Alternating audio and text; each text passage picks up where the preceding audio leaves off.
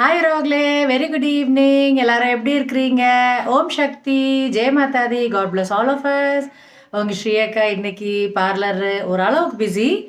ஃபேஷியலும் eyebrows எல்லாம் வந்துட்டு இருந்துச்சு.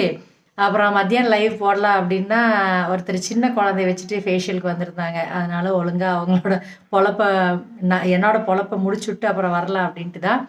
இப்போது சாரீ பாக்ஸ் ஃபோல்டிங்க்கு இப்போ ஒருத்தர் ஒரு ஹாஃப் அன் ஹவர் முன்னாடி அந்த ஃபேஷியல் முடிய போது தான் கேட்டாங்க.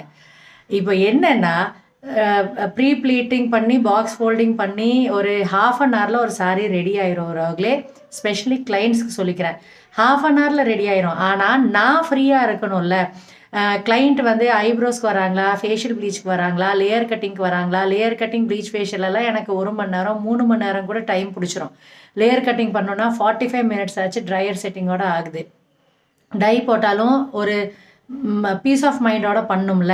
அதனால் தயவுசெய்து ஹம்பிள் ரிக்வெஸ்ட்டாக சொல்லிக்கிற கிளைண்ட்ஸ்கிட்ட, சாரீ வந்து பாக்ஸ் ஃபோல்டிங் பண்ணி நீங்கள் 1 மாதம் முன்னாடி பீரோவில் வச்சிட்டிங்கனாலும் ஒன்றுமே ஆகாது, கலையாது.